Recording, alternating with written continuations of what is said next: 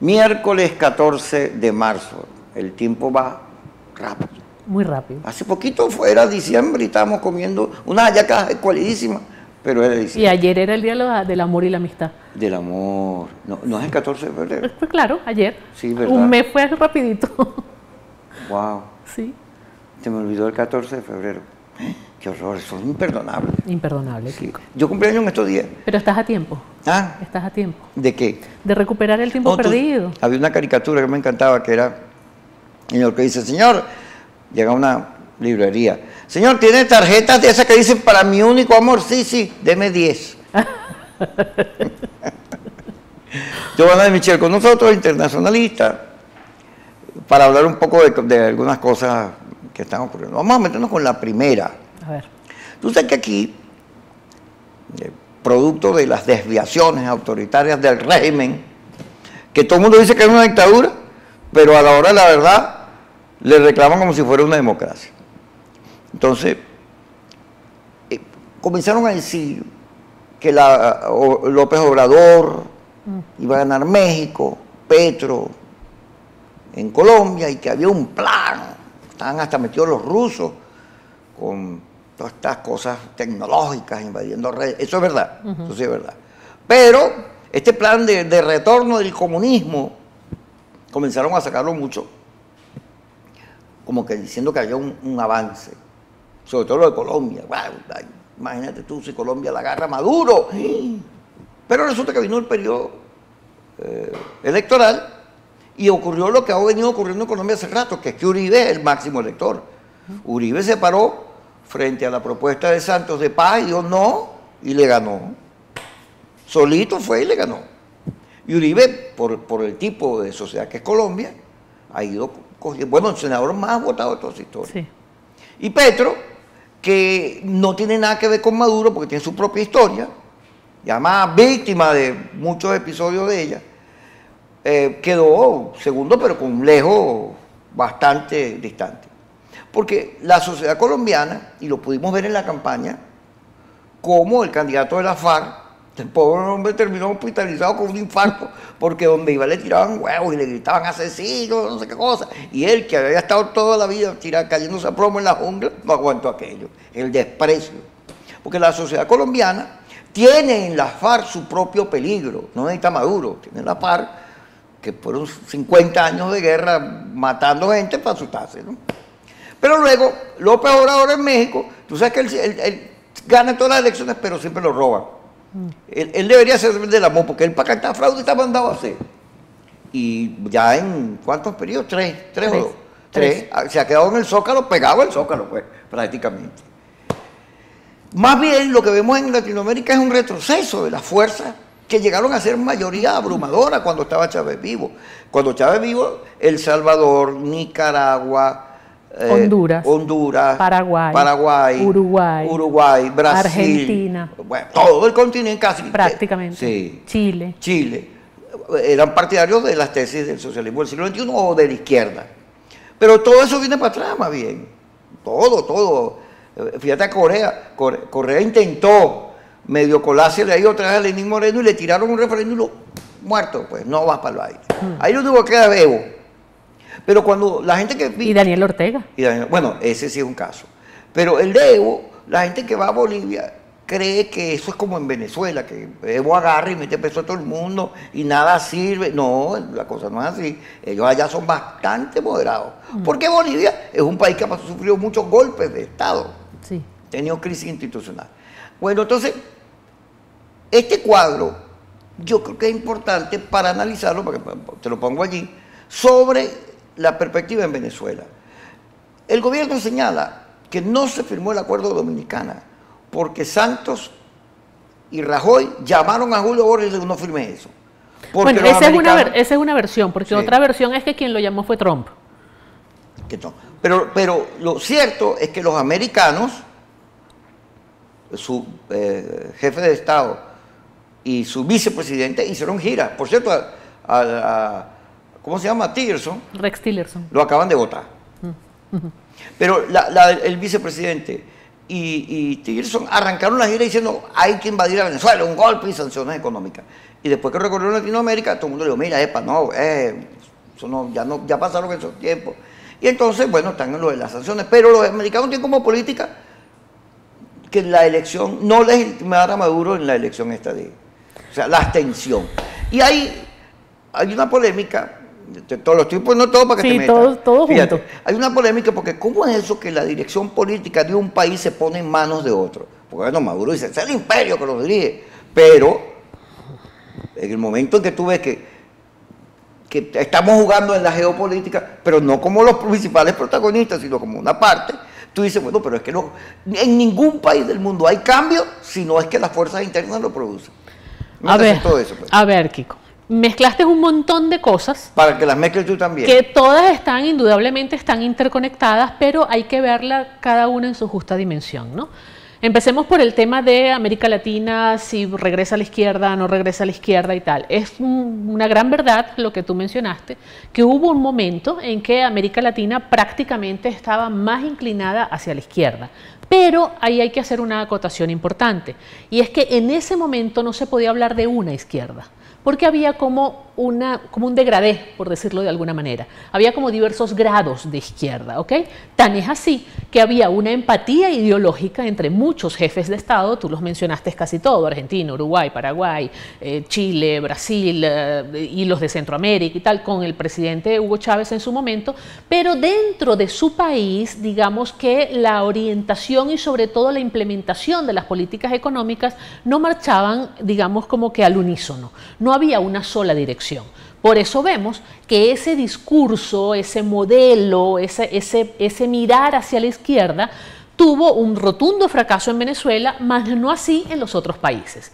Tú mencionabas el caso de Bolivia y es absolutamente cierto. Tú entras a cualquier supermercado en Bolivia y tú consigues absolutamente de todo y tienes la posibilidad de escoger el producto de tu preferencia y al precio que tú estés en capacidad o dispuesto a pagar. Eso no sucede en Venezuela desde hace ya muchísimo rato. Eso ya marca, digamos, una diferencia importante.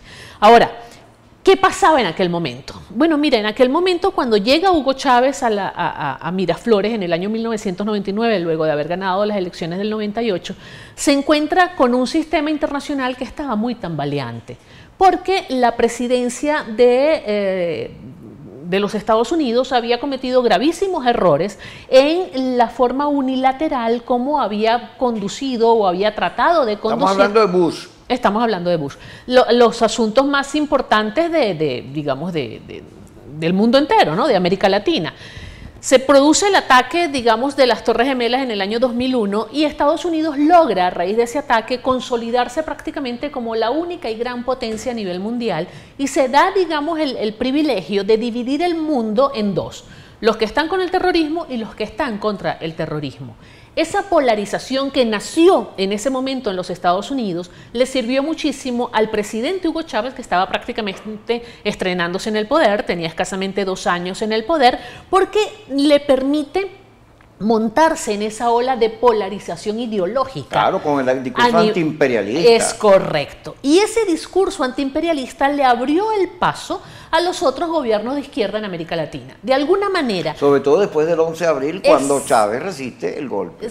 Ya eso es un poquito después, al año siguiente, pero ya desde el año 2001, ese discurso encuentra eco en otras partes de América Latina. No olvidemos además que para ese momento América Latina era la zona geográfica del mundo con mayor desigualdad desde el punto de vista social. Es decir, había mucho resentimiento guardado en muchos sectores y además, populares en América Latina. Las experiencias liberales, izquierdosas o algo parecido, todas habían terminado en asesinatos como Gaitán o en golpes de Estado como el de Chile. Mártires. Entonces el discurso de Chávez era como la oportunidad de reivindicar aquellas almas que pasaron a ser mártires en la búsqueda de la igualdad social, en esto que parecía hasta casi romántico desde muchas ópticas, pues. Bueno, eso duró por un tiempo y permitió que precisamente ese discurso, abonado por el desprestigio de la política exterior de los Estados Unidos y las condiciones propias socioeconómicas de América Latina, permitieron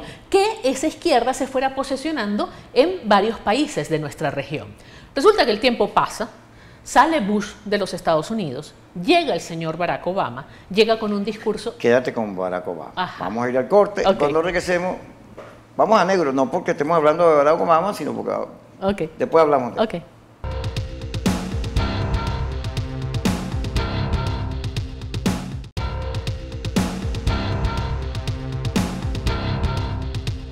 Seguimos con Johanna, ¿de Michelle o de Michelle? Ninguna de las dos, de Michele. De Michele, yo sabía. Michelle es la canción de los Beatles.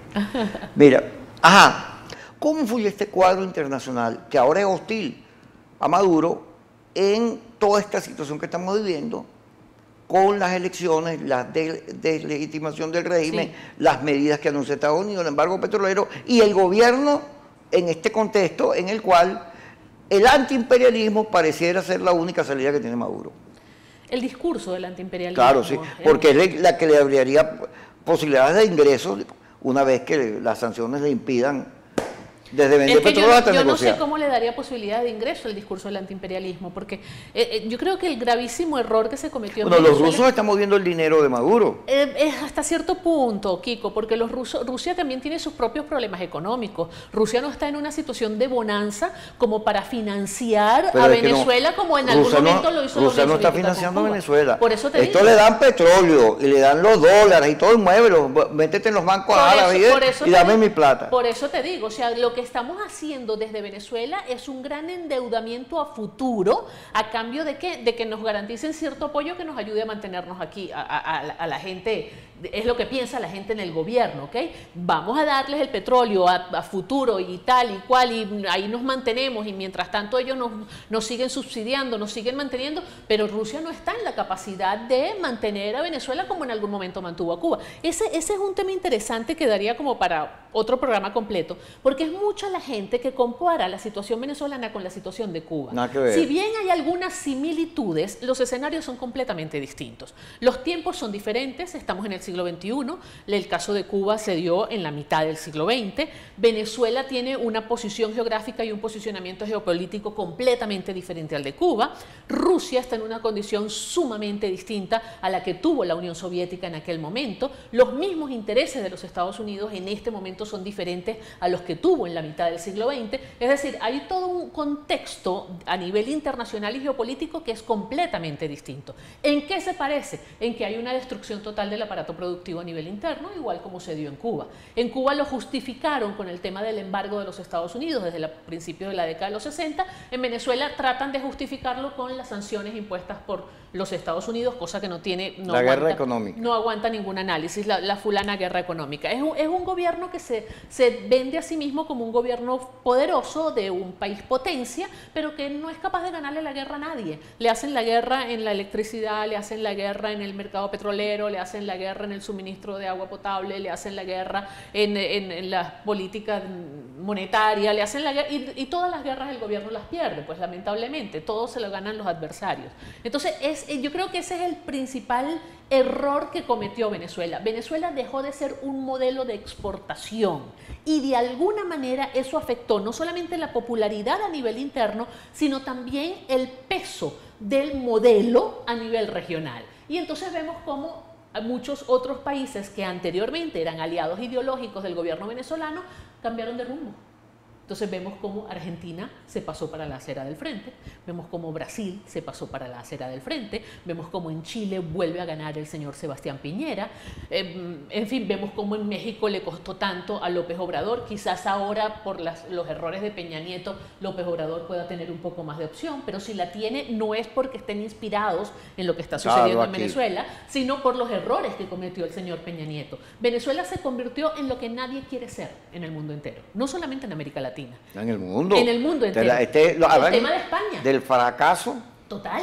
El del tema sueño de España. Fíjate cómo figuró Venezuela en el asunto de Cataluña, en la independencia de Cataluña. Muchos asociaron a los movimientos independentistas de Cataluña con el gobierno venezolano. Porque Podemos tuvo esa política. Claro, y entonces dijeron, si Cataluña se independiza, pues vamos a ir pues exactamente por el mismo camino. Bueno, pero eso le costó a Podemos un cambio en la estructura de partidos de España, porque ahora Ciudadanos es el primer partido que fue el partido que dijo, un momentico, vamos a decir, de los dos, vamos a decir la verdad. Porque esa es la gran tendencia en materia política. La política, Kiko, funciona como un péndulo.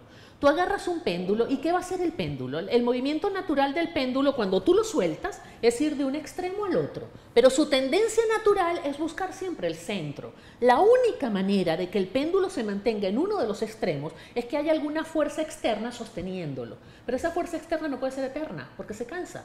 En algún momento esa fuerza externa se quiebra. Cuando esa fuerza externa se quiebra, ¿qué pasa con el péndulo? En el primer momento se va hacia el otro extremo y después busca el centro. ¿Pueden los Estados Unidos y sus aliados en Latinoamérica hacer que Maduro dé condiciones, convoque elecciones como ellos quieren, se rinda? Bueno, el propio Nicolás Maduro lo dijo en algún momento, que si hacía las elecciones en esas condiciones, pues las iba a perder. Claro. Entonces, definitivamente no creo que eso vaya a suceder. Lo peor que le puede pasar a una revolución, Kiko, es perder el poder por la vía electoral. Eso es lo peor que le puede pasar a una Nicaragua revolución. la perdió.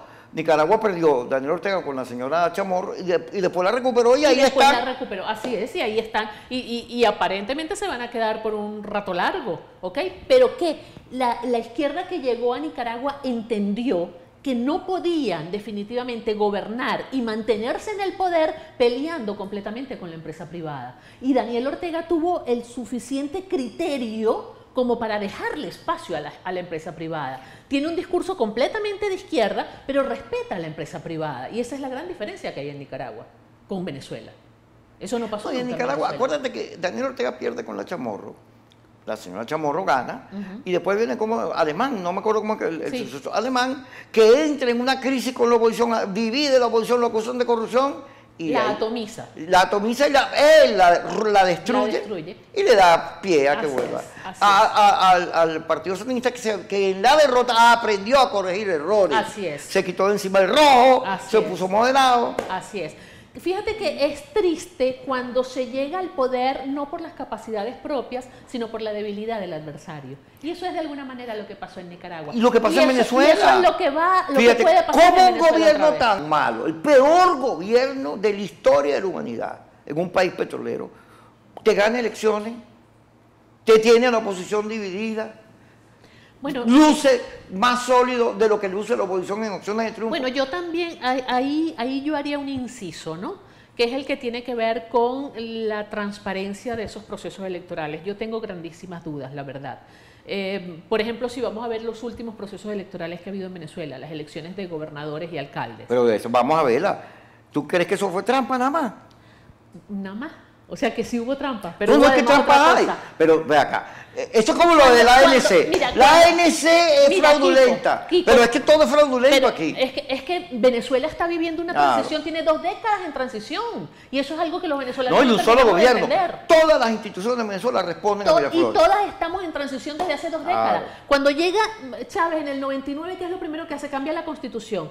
Del 99 al 2000, que entró la Constitución nueva, estuvimos en transición. Del 2000 al 2002 estuvimos en transición. Del 2002 al 2004, con el referéndum revocatorio, estuvimos en transición. Del 2004 al 2007 estuvimos en transición y vino la reforma de la Constitución. Además, o sea, estamos en transición desde hace 2 décadas. Pero Giovanna, fíjate, cada vez que el gobierno quiere que le den su millardito o cambiar X ley o poner de vicepresidente en otra condición, lo hace. Lo hace. Aquí la ANC es ilegal. No, es ilegal desde que conocieron en la Asamblea Nacional. Mira, es ilegal desde que el presidente Chávez juró cuando tomó posesión del cargo ante una moribunda constitución. Desde ese momento estamos al margen de la constitución. Ahora, ¿cómo crees tú? ¿Cómo explicamos entonces, Giovanna, que aquí hay gente que le está rindiendo culto, que cree que Trump va a invadir, nos va a salvar? Es más, hay un discurso de Jaime Bailey prendiéndole velas y todo el mundo feliz porque vienen los gringos, o otro segmento que cree que los militares van a dar un golpe de Estado, pero este último es para morirse la risa.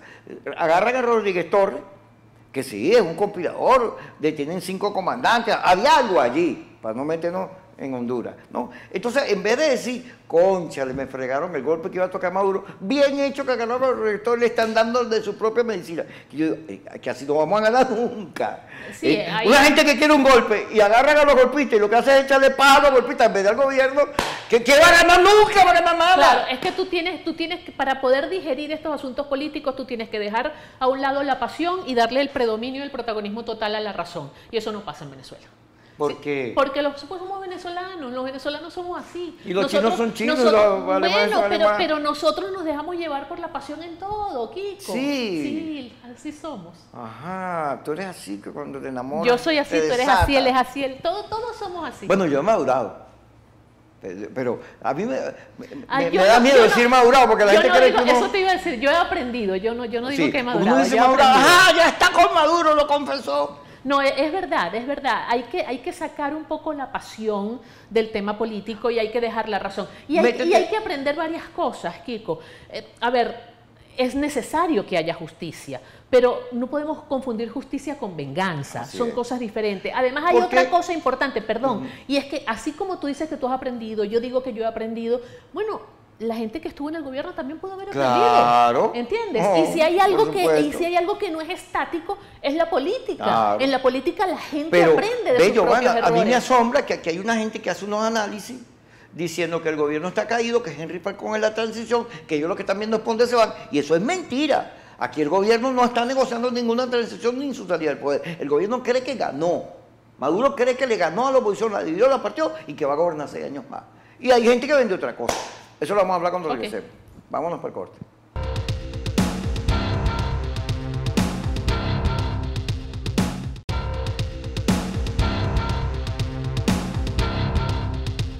Seguimos con Giovanna de Michele conversando estas cosas. Giovanna, fíjate, volvamos al tema. Ajá. ¿Es posible que la ayuda internacional, la solidaridad internacional y que esta postura de los Estados Unidos de las sanciones hagan salir del poder a Maduro? ¿Qué crees tú? ¿Esa presión? Sí, le pueden hacer muy costoso permanecer en el poder. Y ese costo tan excesivamente alto lo puede llevar a negociar una salida. Me explico. Yo pienso que lo más difícil que tiene el gobierno en estos momentos no es el proceso electoral del 20 de mayo, si es que efectivamente se da el 20 de mayo, no sabemos. Es probable que esa fecha se ruede otra vez por la respuesta que dio la Organización de Naciones Unidas, ¿no?, al tema del acompañamiento, pues, en el proceso electoral. Pero en el supuesto de que las elecciones sean el 20 de mayo, lo más difícil que tiene el gobierno no es llegar al 20 de mayo y ganar esa elección. Lo más difícil que tiene el gobierno es cómo va a convivir con una comunidad internacional el día 21 de mayo, cuando buena parte de los gobiernos del mundo no están dispuestos a reconocer al gobierno que resulte electo el 20 de mayo. Ese va a ser el momento más duro para el gobierno, que resulte ganador. Así sea Nicolás Maduro, así sea Henry Falcón, así sea el Pastor, así sea quien quiera que gane ese gobierno. Ya la comunidad internacional, una buena parte, no podemos hablar de toda la comunidad como un ente homogéneo, pero una buena parte de la comunidad internacional dijo que no reconoce la convocatoria de elecciones y en consecuencia no reconoce el resultado electoral. En este siglo XXI, Kiko, y sobre todo un país tan dependiente a nivel internacional como lo es Venezuela, no puede definitivamente seguir adelante con un gobierno que no sea reconocido a nivel internacional. Aquí hay que entender que la representación formal de un país a nivel internacional la tiene el gobierno. La representación formal de un Estado la tiene el gobierno. Si el gobierno no es reconocido, ese Estado va a tener grandísimas dificultades para celebrar tratados, para firmar acuerdos, para firmar contratos, para relaciones comerciales. Pero fíjate, Maduro, que yo sabía que iba a salir con un truco con la invitación a Perú. No, yo voy para Perú. Sí, ajá. Bueno, ahora va porque las fuerzas de izquierda lo invitan a un foro ahí para que tenga la cumbre alternativa. Pero Maduro no está solo. En América Latina tiene todavía unos aliados. Sí, claro. Tiene unas fuerzas cada vez menos, pero los tiene. Sí, pero los tiene. Pero además, el antiimperialismo tiene un mercado. Los árabes, los chinos, gran parte de África. Extrarregional. Claro. No es que los Estados Unidos, ¡ay, qué lindos son! No, ellos tienen su adversario en el mundo. Claro que sí, por supuesto que tienen su adversario, como todos tienen su adversario. Pero cuando tú te pones a sumar, digamos, los apoyos ideológicos que tiene el gobierno de Nicolás Maduro en este momento, te das cuenta que son apoyos de muy poco impacto a nivel internacional. Son apoyos ideológicos, sí, y son importantes. Pero si tú sumas, por ejemplo, el Producto Interno Bruto de todos esos estados que están apoyando a Venezuela, la población como mercado de todos esos estados que están apoyando a Venezuela, tú te das cuenta que no es realmente un apoyo, digamos, significativo, ¿ok?, para la interdependencia que caracteriza estos tiempos, que caracteriza este siglo XXI. Es un apoyo importante, indiscutiblemente, pero es que hay otro tema. Lo que esperaba el gobierno venezolano no era una cumbre alternativa de los pueblos en Perú. Lo que esperaba el gobierno venezolano era que en solidaridad con el gobierno de Venezuela, los otros aliados ideológicos no asistieran a la cumbre. Y eso no lo logró. Los otros aliados, porque Trump dijo que iba a ir. los otros aliados, exactamente, los otros aliados ideológicos nos dijeron que se iban a privar. ¿Cuba se va a privar de ir a una cumbre? Cuando ahora, Cuba ha sido la vedette en las últimas cumbres. ¿Qué pasa en Venezuela? Fíjate, vamos a hablar de escenarios. Bueno, yo no creo que, lo dice hoy Gil Yepes, si Henry Falcón logra convencer a la gente que vote, gana la elección.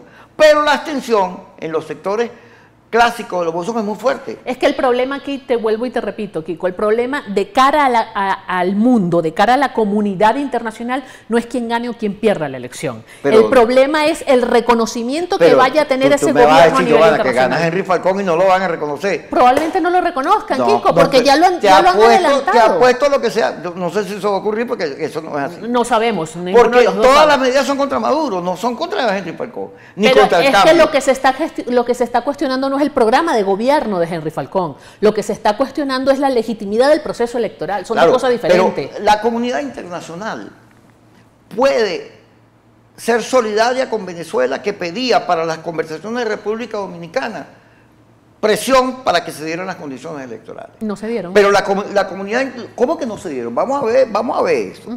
Ahorita están en la ONU, y tú acabas de referirte a ellos, pidiéndole que venga. Hay una foto de la patilla de gobierno de oposición pidiendo lo mismo. El disparate más grande que pudieron hacer fue eso. Y haberse sacado la foto fue el error más grande que pudieron cometer quienes allí fueron. Te voy a explicar cómo funciona. Pero estás pidiendo condiciones. Pero es que te voy a explicar cómo funciona. En las elecciones de gobernadores, ellos movieron 750 ya va, Kiko, ya lo cambiaron. Ya va, Kiko, ya va. Tú no vas a ir a Naciones Unidas a pedir condiciones. Empezando por ahí. No, a que vengan a ver el proceso. Pero ya va, espérate un momentico. Primero, quien tiene que hacer la solicitud ante Naciones Unidas es el gobierno venezolano en nombre del Estado venezolano. Ahí no tenía nada que hacer ni Henry Falcón, ni Felipe Mujica, ni Pedro Pablo Fernández, ninguno de esos tenía nada que hacer. Pero si es una jugada de la política, ¿cómo que no tienen nada que hacer? No tienen nada que hacer, Kiko, no tienen nada que hacer, porque la solicitud la hace el Estado venezolano y la tiene que hacer algún ente que sea capaz de comprometer al Estado venezolano a nivel internacional.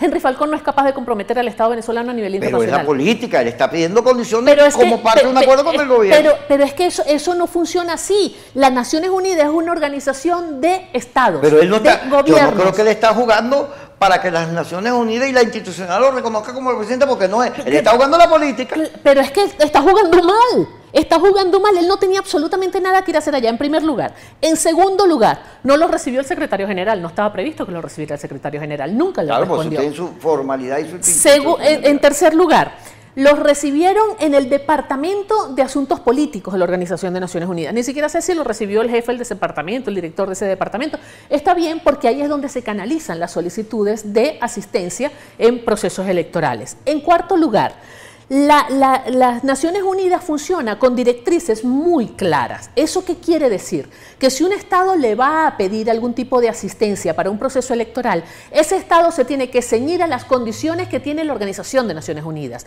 No es al revés, no es que las Naciones Unidas se van a ceñir a las condiciones que ponga el Estado. No funciona de esa manera. Así es, exacto. En quinto lugar, está muy claro en las directrices de la Organización de Naciones Unidas que toda solicitud se debe hacer con un mínimo de 4 meses de antelación al día del acto electoral. Nosotros no tenemos 4 meses. Por eso es que te decía que probablemente cambien la fecha. Pero a lo mejor, fíjate, porque una cosa es la diplomacia y otra la política. Porque resulta que aquí hay varios partidos que le han pedido al gobierno que mueva la elección para junio. Sí. Una justificación podría ser este evento o cualquier otro. Puede ser. Porque debajo de cuerda hay otras cosas. Yo no creo que Henry Falcón fue a las Naciones Unidas esperando que lo traten como jefe de Estado. Él está haciendo política.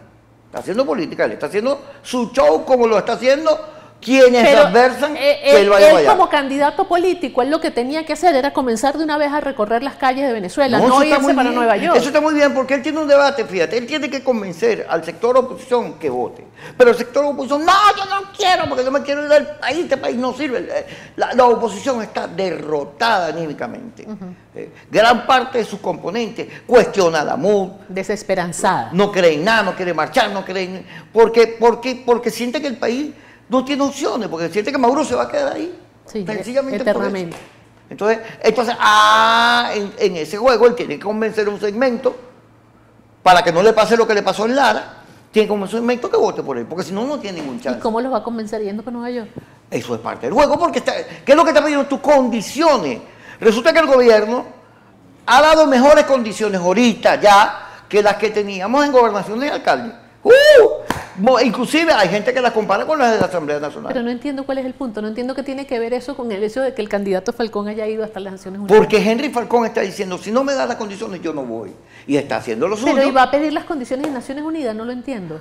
Él está pidiendo ahora te estoy entrevistando. No, conversando. Él está pidiendo que Naciones Unidas vigile el proceso.